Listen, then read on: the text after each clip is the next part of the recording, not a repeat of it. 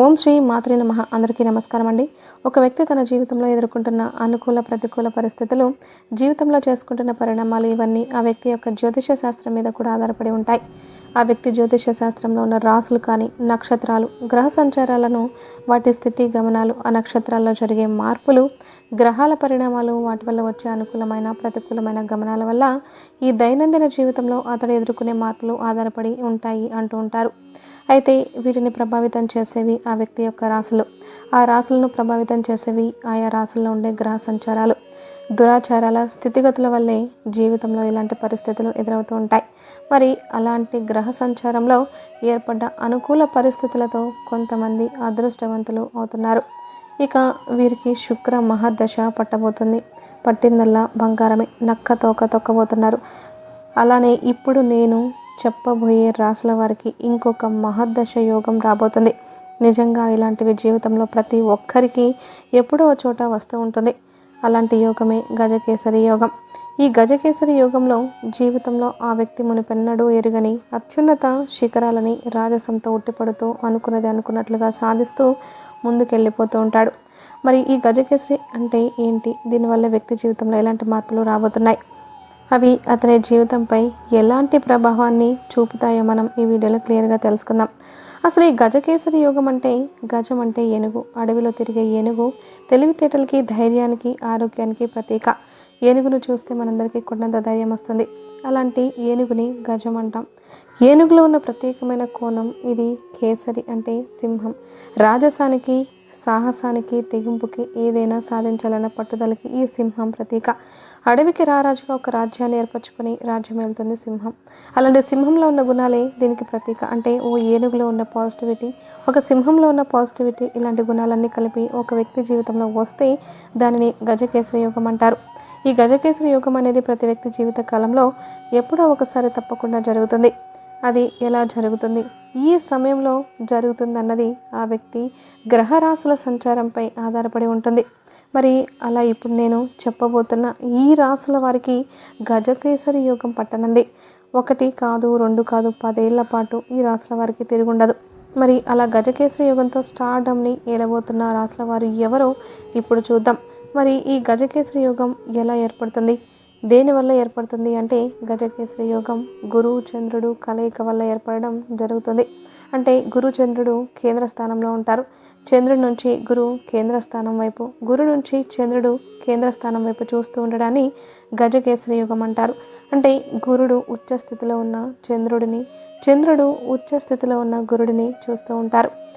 ఇక ఇది జన్మ లగ్న స్థానాల్లో ఉన్నప్పుడు చంద్రుడి నుంచి గురుకి, గురు నుంచి చంద్రుడికి ఈ 4 స్థానాల్లో మారుతుంటే ఈ గజకేసరి యోగం ఉన్నట్లే. అంటే చంద్రుడు 1వ స్థానంలో, గురు 4వ స్థానంలో ఉన్నప్పుడు గురు 10వ స్థానంలో, చంద్రుడు 7వ స్థానంలో, ఇలా 1, 7, 4, 10 స్థానాల్లో గురు చంద్రుల స్థానాల మార్పుల్లో ఈ గజకేసరి యోగం ఉంటుంది. మరి ఈ గజకేసరి యోగం కలిగిన జాతకులు ఎలా ఉంటారు, వాళ్ళని ఎలా గుర్తుపట్టగలము అని అంటే, ఈ గజకేసరి యోగం కలిగిన వాళ్ళు చాలా మంచివారుగా రాజసంతో ఉట్టిపడుతూ ఉంటారు. ఎంతో అత్యున్నత స్థానంలో ఉంటారు. రాజులోని రాజసానికి ధైర్యంగా నిలిచి దయా, కీర్తి, జాలి, దానం, సాహసం, ధైర్యం, ఇలా అన్ని లక్షణాలతో ఓ రాజు రాజ్యాన్ని ఎలా ఏలుతుంటాడో అలా తమ వ్యక్తిగత జీవితాల్లో దూసుకెళ్తూ ఉంటారు. అంటే ఈ గజకేసరి యోగం కలిగిన వాళ్ళు నాయకత్వపు లక్షణాలతో ముందుండి అందరినీ నడిపిస్తూ ఉంటారు. కీలకమైన నిర్ణయాలు తీసుకోవడంలోనూ ఉన్నత వర్గానికి చెందినవారుగా కనపడతారు. ముఖ్యంగా వృత్తి వ్యాపారాల్లో మంచి కీర్తి ప్రతిష్టలను కలవారిగా ఉంటారు. ఎంతో జాలితో, దయతో, అందరితో ఎంతో అన్యోన్యంగా ఉంటారు. ఈ గజకేసరి యోగం కలిగిన వారు మరింతగా చెప్పుకుంటున్న ఆ రాశుల వారు ఎవరో ఒక్కసారి మనం చూద్దాం. ఇక మేషరాశి, కర్కాటక రాశి, సింహరాశి, వృశ్చిక రాశి, ధనస్సు రాశి, మీనరాశి మరియు మీన లగ్నంలో ఉన్నవారు ఎవరికైనా ఈ గజకేసరి యోగం పడుతుంది. అది ఎలాగయ్యా అంటే, మేషానికి దృష్టికోణానికి అధిపతి గురువులు, కర్కాటకానికి చంద్రుడు, సింహరాశికి రవి చంద్రుడు, ఇక ధనస్సు రాశికి మీనరాశికి అధిపతి గురుచంద్రులు, ఇద్దరు మిత్రులు. ఈ మిత్ర గ్రహాలు ఇప్పుడు నేను చెప్పిన ఈ రాశుల్లో సంచరిస్తూ ఉచ్చస్థితిలో ఉన్నప్పుడు వీరికి గజకేసరి యోగం పడుతుంది అని అంటారనమాట. అలా ఈ గజకేసరి యోగంతో ఈ రాశులలో ఉన్నవారు దాదాపు 10 ఏళ్ల పాటు తమ జీవితంలో మునిపెన్నడూ ఎరుగని ఓ మార్గదర్శిని చూస్తారు. నేను చెప్పాను కదా, నేను చెప్పినట్లు స్టార్డంతో కీర్తి ప్రతిష్టలతో జీవితాన్ని ఒక ఊపు ఊపేస్తూ ఉంటారు. మరి మీ గ్రహ రాశుల సంచారం పరిశీలించుకొని మీకు కూడా ఇలాంటి గజకేసరి యోగం ఎప్పుడు రానుందో పరిశీలించుకోవచ్చు. అయితే ఓం శ్రీ మాత్రే నమః 2025 సంవత్సరంలో రాజయోగం పట్టబోతున్న 5 రాశులేంటో ఈ వీడియోలో మనం తెలుసుకుందాం. 2025 సంవత్సరంలో ద్వాదశ రాశుల 5 రాశుల వాళ్ళకి రాజయోగం పట్టబోతోంది. ఎప్పుడైనా సరే నవగ్రహాల్లో ఒక గ్రహ బలం ఉన్నట్లయితే తిరుగులేని విజయాలను సిద్ధింపచేసుకోవచ్చని జ్యోతిష్య శాస్త్రంలో చెప్పారు. దాదాపుగా 80% జాతక దోషాలను పోగొట్టే శక్తి గురుగ్రహానికి ఉందని జ్యోతిష్య శాస్త్రంలో చెప్పారు. 2025 సంవత్సరంలో ఈ గురు సంచారంలో మార్పుల వల్ల 5 రాశుల వాళ్ళకి అఖండ రాజయోగం పట్టబోతోంది. 5 రాశులలో మొట్టమొదటి రాశి మేషరాశి. దానికి కారణం ఏమిటంటే మేషరాశి నుంచి చూసుకున్నప్పుడు గురువు మారినటువంటి వృషభ రాశి 2వ రాశి అవుతుంది. అంటే మేషరాశి వారికి ద్వితీయంలో గురు సంచారం ఉంది. ద్వితీయం అంటే వాక్స్థానం, ధనస్థానం, కుటుంబ స్థానం. కాబట్టి మేషరాశి వారికి 2025లో కుటుంబ జీవితం బాగుంటుంది. కుటుంబంలో సమస్యలు తొలగిపోతాయి. ధనపరంగా బాగా కలిసి వస్తుంది. ఆర్థికంగా మంచి ఎదుగుదల ఉంటుంది. మీ మాటకు విలువ, గౌరవం పెరుగుతాయి. కాబట్టి వాక్కు పరంగా, ధనపరంగా, కుటుంబ జీవిత పరంగా మేషరాశి వారికి 2025 గురు సంచారంలో మార్పు వల్ల అద్భుతమైనటువంటి రాజయోగం కలుగుతుంది. ఆ తర్వాత గురు సంచారంలో మార్పు వల్ల 2025లో రాజయోగం పట్టబోతున్నటువంటి 2వ రాశి మకర రాశి. ఎందుకంటే మకర రాశి నుంచి లెక్క పెట్టినప్పుడు గురువు సంచారం మారిన వృషభ రాశి 5వ రాశి అవుతుంది. అంటే మకర రాశి వారికి గురువు పంచమ సంచారం చేస్తున్నాడు. ఈ పంచమ సంచారం వల్ల మకర రాశి వారికి సంతానానికి సంబంధించిన వ్యవహారాల్లో మంచి అనుకూల ఫలితాలు కలుగుతాయి. సంతానం లేని మకర రాశి వాళ్లకు 2025లో ఖచ్చితంగా సంతానం కలుగుతుంది. అలాగే సంతానం గురించి ఆందోళన చెందుతున్న మకర రాశి వాళ్ళకి సంతానం వల్ల మంచి పేరు ప్రతిష్టలు లభిస్తాయి. మీ పిల్లలు టాప్ పొజిషన్లోకి వెళ్ళడానికి 2025 సంవత్సరం మకర రాశి వాళ్ళకి విశేషంగా అవకాశాలున్నాయి. కాబట్టి గురు సంచారంలో మార్పుల వల్ల రాజయోగం పట్టబోతున్న 2వ రాశి మకర రాశి. ఆ తర్వాత 2025లో రాజయోగం పట్టబోతున్న 3వ రాశి వృశ్చిక రాశి. వృశ్చిక రాశి వాళ్ళకి గురు సంచారంలో మార్పు అనేది సప్తమ సంచారం అవుతుంది. వృశ్చిక రాశి వారికి గురువు 7లో సంచారం చేస్తున్నాడు. ఈ సప్తమ సంచారం వల్ల ఈ రాశి వాళ్ళకి 2025లో ఖచ్చితంగా పెళ్ళిళ్ళు అవుతాయి. చాలా కాలంగా పెళ్ళి అవ్వక, సంబంధాలు కుదరక ఇబ్బంది పడుతున్న వారికి 2025లో ఖచ్చితంగా మనసుకు నచ్చిన వ్యక్తితో పెళ్ళి అవుతుంది. మంచి సంబంధం చూసి పెళ్లి నిశ్చయమవుతుంది. అలాగే భార్యాభర్తల మధ్య గొడవలు కూడా తొలగిపోతాయి. వృశ్చిక రాశి వాళ్ళు ఎవరైనా ఫ్యామిలీ ప్రాబ్లమ్స్ వల్ల దూరంగా ఉంటే దంపతులు 2025లో ఖచ్చితంగా కలుస్తారు. మీ లైఫ్ చాలా బాగుంటుంది. అలాగే పార్ట్నర్షిప్ బిజినెస్ చేసే వాళ్ళకు 2025లో సప్తమ గురు సంచారం వల్ల అదృష్టం బాగా కలిసి వస్తుంది. కాబట్టి వివాహ సమస్యలు, దాంపత్య సమస్యలు, భాగస్వామ్య వ్యాపార సమస్యలు అన్నీ తొలగిపోయి వృశ్చిక రాశి వాళ్లకు 2025లో అత్యద్భుతమైనటువంటి రాజయోగం కలుగుతోంది. ఆ తర్వాత 2025 సంవత్సరంలో రాజయోగం పట్టబోతున్నటువంటి 4వ రాశి కన్యారాశి.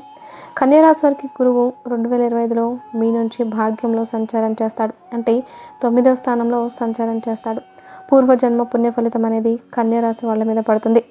కన్యారాశి పట్టిందల్లా బంగారంలా మారుతుంది. ఆర్థికంగా కన్యారాశి వారికి తిరుగుండదు. విపరీతంగా ధనలాభం కలుగుతుంది. ఆరోగ్య సమస్యలు అన్నీ కూడా తొలగిపోతాయి. శత్రువులు తొలగిపోతారు. దిష్టి తొలగిపోతుంది. అనుకున్న పనులు అనుకున్నట్లుగా కన్యారాశి వాళ్ళకి పూర్తవుతాయి. ఎందుకంటే భాగ్యస్థానంలో గురు సంచారం అనేది పూర్వజన్మ పుణ్య ఫలితాన్ని కలిగింపజేసి రాజయోగాన్ని ప్రసాదిస్తుంది. కాబట్టి అఖండ రాజయోగం పట్టబోతున్న 4వ రాశి కన్యారాశి. అలాగే 2025 సంవత్సరంలో అఖండ రాజయోగం పట్టబోతున్న 5వ రాశి ఆఖరి రాశి కర్కాటక రాశి. కర్కాటక రాశి వాళ్ళకి గురువు 2025 మే నుంచి లాభస్థానంలో సంచారం చేస్తున్నాడు. అంటే 11వ స్థానంలో సంచారం చేస్తున్నాడు. అసలు జ్యోతిష శాస్త్రం పరంగా 11వ స్థానం అంటే తిరుగులేని స్థానం. మట్టిని పట్టుకుంటే బంగారం అయ్యేటటువంటి స్థానం 11వ స్థానం. కాబట్టి ఆర్థికంగా కర్కాటక రాశి వాళ్ళకి 2025లో తిరుగుండదు. ఒక్కసారిగా జీవితంలో ఉన్నత స్థాయికి ఎదిగిపోతారు. డబ్బు పరంగా విపరీతంగా కలిసి వస్తుంది. వృత్తిపరంగా ఉన్నత స్థాయికి ఎదుగుతారు. మీరు ఏ రంగంలో ఉన్నా మీరే నెంబర్ 1గా చక్రం తిప్పుతారు. ఆకస్మిక ధన ప్రాప్తి యోగం కూడా కలుగుతుంది. ఆరోగ్య సమస్యలన్నీ తీరిపోతాయి. ఖర్చులు పెరిగిపోతాయి. శత్రు బాధలు తొలగిపోతాయి. కోర్టు సమస్యలు పరిష్కరింపబడతాయి. అనుకున్న పనులు అనుకున్నట్లుగా పూర్తవుతాయి. కాబట్టి తిరుగులేని విధంగా కర్కాటక రాశి వాళ్ళకి 2025లో గురుబలం వల్ల రాజయోగాన్ని సిద్ధింప చేసుకుంటారని చెప్పడంలో ఏమాత్రం సందేహం లేదు.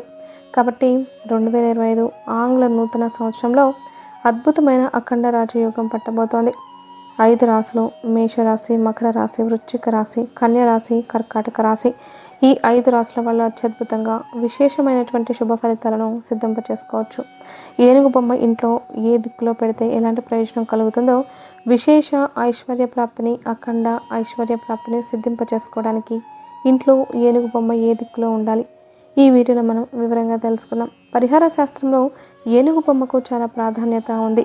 ఎందుకంటే అది అధికార పదవులకు సంకేతం, ఎందుకంటే రాచరికపు హోదాకి సంకేతం, ఏనుగంటే రాజయోగానికి సంకేతం. కాబట్టి ఎవరికైనా అధికార పదవులు లభించాలన్నా, హోదా, స్టేటస్, గౌరవ మర్యాదలు పెరగాలన్నా, రాజయోగం పట్టాలన్నా ఇంట్లో ఏనుగు బొమ్మను కానీ ఏనుగు ఫోటోని కానీ తప్పకుండా ఏర్పాటు చేసుకోవాలి. అందుకే లక్ష్మీదేవి కూడా ఏనుగు తొండంతో నీళ్లు తీసుకొని అభిషేకిస్తున్నట్లుగా గజలక్ష్మీదేవి రూపంలో మనకు దర్శనమిస్తుంది. అందుకే తప్పకుండా లక్ష్మీ కటాక్షం కలగాలంటే 2 ఏనుగు బొమ్మలను తెచ్చుకొని మీ ఇంట్లో పూజ గదిలో లక్ష్మీదేవి విగ్రహం ఉంటే ఆ విగ్రహానికి 2 వైపులా ఏర్పాటు చేసుకోండి.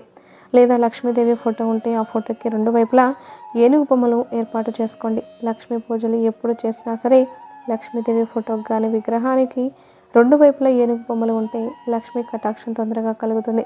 లేదా ఏనుగు బొమ్మలు 2 తీసుకొని మీ ఇంటి మెయిన్ ఎంట్రన్స్కి ఎదురుగా ఆ 2 ఏనుగు బొమ్మలను ఏర్పాటు చేసుకోండి. అయితే ఏనుగు బొమ్మలు మీ ఇంటి మెయిన్ ఎంట్రన్స్కి ఎదురుగా ఏర్పాటు చేసుకున్నప్పుడు ఆ ఏనుగు చూపు అనేది ఎంట్రన్స్ మీద పడకుండా ఉండాలి. అంటే ఎంట్రన్స్కి కొంచెం పక్కగా ఏనుగు బొమ్మలు ఏర్పాటు చేసుకోవాలి. వాటి చూపు అనేది కరెక్ట్గా మెయిన్ ఎంట్రన్స్ మీద పడకూడదు, కొంచెం పక్కగా పడాలి. అలా ఏనుగు బొమ్మలు ఏర్పాటు చేసుకుంటే గళ్ళు గళ్ళుమని లక్ష్మీదేవి మీ ఇంట్లో ఆనంద తాండవం చేస్తుంది. అలాగే ఎప్పుడైనా సరే మీకు డబ్బుపరమైన సమస్యలు ఉన్నట్లయితే ఆ సమస్యలన్నీ పోవడానికి ఒక తెల్ల కాగితం తీసుకొని ఆ తెల్ల కాగితం మీద పెన్నుతో ధనం కలిసి రావాలి అని రాసి ఆ ఏనుగు బొమ్మలో ఏనుగు పాదానికి ఆ కాగితాన్ని ఒక రిబ్బన్తో కట్టండి. అప్పుడే ధనపరమైన సమస్యలను తొందరగా తొలగిపోతాయి. అది కూడా ఎర్రటి రిబ్బన్ కట్టాలి. మీకు డబ్బులు బాగా అవసరమైనప్పుడు ఇంట్లో ఏనుగు బొమ్మలు పెట్టుకొని ఏదో ఒక ఏనుగు బొమ్మ కాళ్ళకి తెల్ల కాగితం మీద డబ్బులు రావాలి అని రాసి ఆ కాగితాన్ని ఎర్రబంతితో ఏనుగు పాదానికి చుట్టాలి. ఏదో ఒక విధంగా గజలక్ష్మీదేవి అనుగ్రహం వల్ల డబ్బు సంపాదన అనేది పెరుగుతుందని మనకు పరిహార శాస్త్రంలో చెప్పారు.